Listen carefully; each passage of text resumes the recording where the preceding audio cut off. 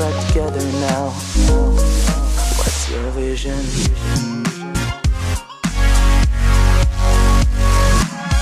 Cumprimento a todos com a paz do nosso Senhor e Salvador Jesus Cristo. Deus te abençoe. Eu sou o pastor Ricardo Silva e estamos aqui dando prosseguimento ao estudo da carta aos Hebreus. Eu quero convidar a você para ler Hebreus capítulo 2 e o versículo de número 5. Não foi aos anjos que sujeitou o mundo vindouro de que falamos. Olha que maravilha este texto aqui no livro de Hebreus. Bem, o tema nessa noite é o mundo vindouro, o mundo por vir. Então nós vamos discorrer sobre este tema. Iniciar falando sobre um tema bastante tratado no nosso ministério, que é a centralidade, de Cristo. No livro de Gênesis, capítulo 1, e o versículo de número 1, onde fala: no princípio criou Deus os céus e criou a terra. Efésios, capítulo 1, versículo 9, fazendo-nos conhecer o mistério da sua vontade, segundo o seu beneplácito, ou seja, o seu bom prazer, que nele propôs para a dispensação da plenitude dos tempos, de fazer convergir em Cristo todas as coisas que estão nos céus, como as que estão na terra. Então, a vontade de Deus, o propósito de Deus é de fazer todas as coisas convergir em Cristo. E esse plano, esse propósito, desde o Gênesis, ele vem sendo estabelecido. Um outro texto, Apocalipse capítulo 4, versículo 11. Digno é, Senhor, nosso e Deus nosso, de receber glória, honra e poder, porque Tu criaste todas as coisas e por Tua vontade existiram e foram criadas. As coisas criadas existem e foram criadas para cumprir a obra de Deus, a vontade de Deus que seja. E o plano de Deus, a obra de Deus, ela é muito ampla. Salmo 90 fala de eternidade a eternidade, Tu és Deus. Muitas vezes nós pensamos, que maravilha, Deus ele veio, morreu na cruz para me salvar e para me levar então para o céu. Será que é somente isso a vontade, a obra de Deus? É claro que não, a obra de Deus é muito ampla, E aqui no versículo de número 5, veja só um tema pouco falado, Porque não foi aos anjos que sujeitou o mundo vindouro, de que falamos. Então, nós estamos aqui no capítulo 2 do livro de Hebreus, e no versículo 5 diz assim, que sobre o mundo vindouro de que falamos. Então, se faz obrigatório nós acharmos no capítulo 1, ou até no capítulo 2, até o versículo 4, achar. Ele falou aqui do mundo vindouro no capítulo 1, no capítulo 2, que seja até o versículo 4. Então é dito aqui sobre o mundo vindouro. Muitas vezes nós lemos e passamos despercebido. E eu quero deixar claro para você que nós buscamos aqui no livro de Hebreus, cada versículo dele,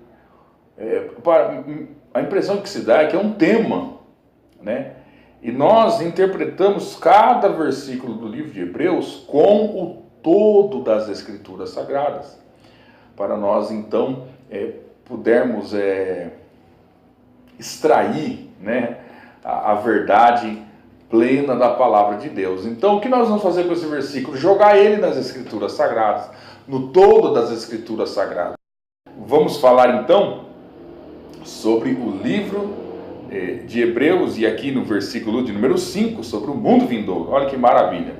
Então, mundo vindouro de que falamos? E onde falou? Então vamos procurando no capítulo 1, versículo 2, veja alguns indícios aqui. Hebreus 1, versículo 2. Nesses últimos dias a nós nos falou pelo Filho, a quem constituiu herdeiro de todas as coisas e por quem também fez o mundo. Então nós temos aqui a palavra herdeiro. Ele foi constituído herdeiro. Olha só o versículo de número 3.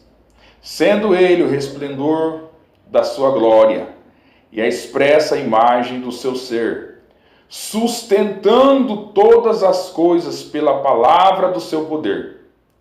Havendo ele mesmo feito a purificação dos pecados, assentou-se à direita da majestade nas alturas. Então, o versículo 3, ele fala sobre a encarnação, correto? Sendo ele o resplendor da glória, expressa imagem do seu ser, sustentando todas as coisas pelo seu poder, ele fez a purificação dos pecados, mas agora é dito que ele assentou-se, né? Isso implica algo. Veja só, capítulo 1 e versículo 13 de Hebreus. Mas a qual dos anjos disse jamais: assenta-te à minha direita, até que eu ponha os teus inimigos por escabelo dos teus pés. Então, quando os inimigos estiverem por escabelo dos pés, acontecerá a primeira manifestação deste mundo por vir, né? E que se refere ao reino milenar. Veja só esse texto aqui, Hebreus capítulo 1, versículo 5. Pois a qual dos anjos disse jamais: tu és meu filho, hoje te gerei. E outra vez, eu lhe serei pai e ele será o meu filho. Então, você usando esse texto aqui, procurando ele no todo das Escrituras, nós temos o Salmo Messiânico, capítulo 2 e versículo 7. Falarei do decreto do Senhor. Ele me disse: tu és meu filho, hoje te gerei. Pede-me, e eu te darei as nações por herança, e as extremidades da terra por sua possessão. Tu os quebrarás com uma vara de ferro, tu os despedaçarás como um vaso de oleiro. Então, Efésios capítulo 1, versículo 9, há de se cumprir. Aleluia. Glória a Deus. Todas as coisas irão convergir em Cristo, quer seja que estejam no céu ou na terra. Então, Hebreus capítulo 2 e versículo 5.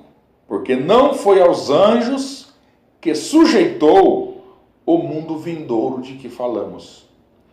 Olha só, mais indicativos aqui, ó. Hebreus 1, versículo 10. Tu, Senhor, no princípio fundaste a terra, e os céus são obras de tuas mãos.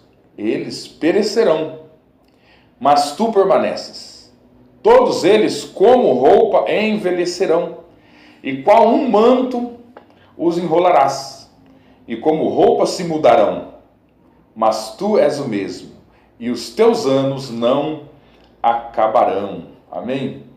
Glória a Deus. Então, Deus, quando estabeleceu ali a criação, Adão era o cabeça daquela criação, né?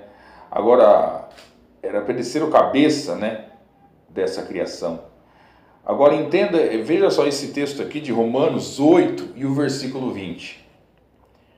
Porquanto a criação ficou sujeita à vaidade, não por sua vontade, mas por causa daquele que a sujeitou. Consegue ver a figura de Adão nesse texto? Na esperança de que também a própria criação há de ser liberta do cativeiro da corrupção, para a liberdade da glória dos filhos de Deus.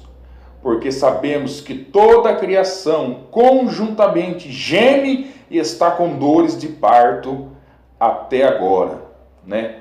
Tudo que é criado morre, os rios morrem, as plantas morrem, os animais morrem, tudo morre. Mas a humanidade, ela será restaurada, o mal plenamente vencido, e no fim Deus há de alcançar o seu propósito. Glória a Deus. Romanos 5,14. No entanto, a morte reinou de Adão até Moisés, mesmo sobre aqueles que não pecaram, a semelhança da transgressão de Adão, o qual é a figura daquele que havia de vir. Então, toda língua, é dito, né?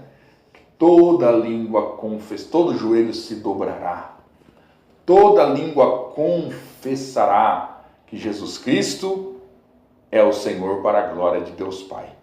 Agora veja, em pormenores aqui, falando do mundo por vir, nós encontramos uma expressão na Bíblia que diz assim: novos céus e nova terra.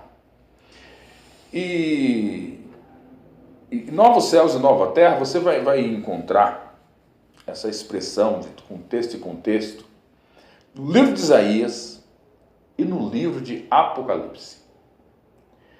Porém, se você olhar para o texto de Isaías, você perceberá que novos céus e nova terra é aqui nesta terra. E se você olhar para o livro de Apocalipse, novos céus e nova terra, ela diz respeito à eternidade futura. Você vai ver ali que no capítulo 20 de Apocalipse, está falando sobre o milênio, que é o reino por vir, o reino milenar, né? O reino de justiça, de paz, de equidade. Mas, acabando ali o milênio no capítulo 20 do Apocalipse, quando entra ali no capítulo 21, falando sobre a eternidade futura, novos céus e nova terra. Então, e agora? Novos céus e nova terra se refere à eternidade futura, ou novos céus e nova terra será aqui nesta terra? Porque o texto de Isaías diz que é aqui nesta terra, o de Apocalipse diz que é lá. Então, o que acontece? É uma contradição? Não. Na palavra de Deus não existem contradições. Se Isaías diz que é na terra, então é na terra. Se Apocalipse diz que é na eternidade futura, então é também na eternidade futura. Correto? Então nenhum dos dois estão errados, os dois estão certos, é óbvio. Como é um tema pouco falado, vou ler contigo Isaías capítulo 65, a partir do versículo 17. Vamos ler aqui onde fala sobre o reino milenar na íntegra. Vamos lá. Isaías 65, versículo 17. Pois eis que eu crio novos céus e nova terra, e não haverá lembrança das coisas passadas, nem mais se recordarão, mas alegrai-vos e regozijai-vos perpetuamente no que eu crio, porque crio para Jerusalém motivo de exultação, e para o seu povo motivo de gozo. E exultarei em Jerusalém, e folgarei no meu povo, e nunca mais se ouvirá nela voz de choro, nem voz de clamor. Não haverá mais nela criança de poucos dias, nem velho que não tenha cumprido seus dias, porque o menino morrerá de 100 anos, mas o pecador de 100 anos será amaldiçoado. E eles edificarão casas e as habitarão, plantarão vinhas e comerão o fruto delas. Não edificarão para outros, para que outros habitem. Não plantarão para que os outros comam, porque os dias do meu povo serão como os dias da árvore. E os meus escolhidos gozarão por longo tempo das obras das suas mãos. Não trabalharão debalde, não terão filhos para calamidade, porque serão a descendência dos benditos do Senhor, e os seus descendentes estarão com eles. E acontecerá que antes que clamem, eu responderei. E estando eles ainda falando, eu os ouvirei. O lobo e o cordeiro juntos se apacentarão. O leão comerá palha como o boi, e o pó será comida da serpente. Não farão mal nem dano algum em todo o meu santo monte, diz o Senhor. Amém? uma explicação bem clara, os folhetinhos dos testemunhos de Jeová, não é verdade? Aquele balde de fruta, né? Os filhos, todo mundo feliz, o leão, o boi, tudo junto, né? Então você percebe aqui que verdadeiramente serão novos céus e nova terra. Talvez novos céus e nova terra, pode ser, não estou dizendo que é, mas pode ser se referindo ao governo, né, de Deus, um novo governo, novos céus, os céus, né, as potestades, a bem da verdade, elas estão lá, né? Então, talvez nesse aspecto, uma nova terra, um aspecto literal que seja, porque a idade do homem será como a idade da árvore, né? O menino, né, se for para morrer cedo, vai morrer com 100 anos. Então, nós encontramos algumas informações, e você que é um leitor aplicado, você vai observar cada versículo, e aí você vai poder ter as suas próprias conclusões. Haverá morte no milênio? Poxa, né? Alguém vai pecar no milênio? Procura no texto, né? Então, olhando para o texto, nós temos uma noção de como será, né, este reino por vir.